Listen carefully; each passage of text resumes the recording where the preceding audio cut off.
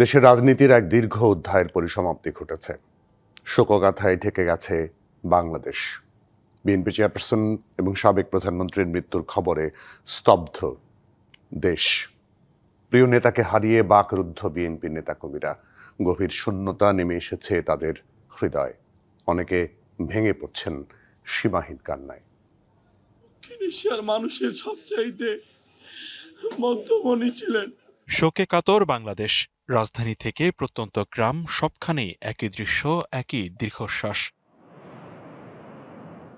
শোকের ছায়া দীর্ঘ থেকে দীর্ঘতর হয়ে ছড়িয়ে আছে সবখানে। কাঁধে কাঁধে মিলিয়ে যারা আন্দোলন সংগ্রাম করেছেন, আজ তারাই স্মৃতিচারণে ভেঙে পড়েছেন। দলীয় কার্যালয়গুলোতে শুধু নেতাকর্মী নয়, এসেছে সাধারণ মানুষও। যারা জাতীয়তাবাদ হৃদয় লালন করেন, তারা তাদের মাকে হারালেন।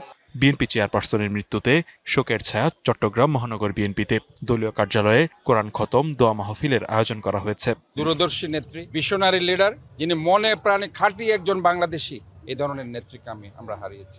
নতুন এবং ফিরে আসা গ্রাহকদের জন্য নগদে চলছে ক্যাশব্যাক সহ প্রতিদিন হাজারো উপহার জেতার সুযোগ। হবে আশা আর ফেরা, সারপ্রাইজ সেরা।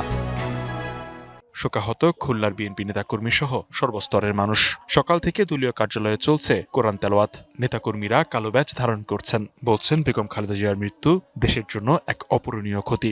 যিনি দেশকে ভালোবাসতেন, ধারণ করতেন, সেই নেত্রী চলে যাওয়াতে যেমন দলের অপূরণীয় ক্ষতি হয়েছে, দেশ ও জাতির তেমন অপূরণীয় ক্ষতি হয়েছে। আমরা খুব ভারাক্রান্ত, আমাদের আসলে বলার কোনো ভাষা নেই। বেগম খালেদা জিয়ার বিদায়ে শোকাহত রংপুরের নেতাকর্মীরা। শোকের ছায়া দলীয় কার্যালয়ে।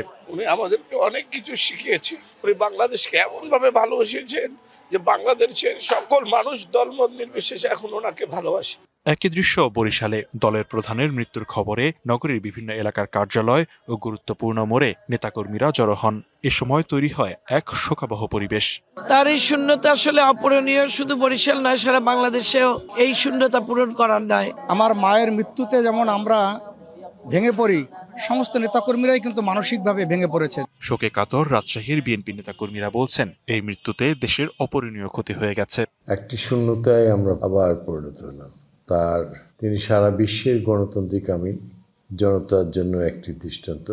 সিলেট মহানগরের বিভিন্ন মসজিদ ও মাদ্রাসায় কোরআন খতম ও দোয়া মাহফিল অনুষ্ঠিত হচ্ছে বেগম খালেদা জিয়ার মৃত্যুতে। সারা দেশবাসী আজকে দেশনেত্রী বেগম খালেদা জিয়ার মৃত্যুতে শোকাহত।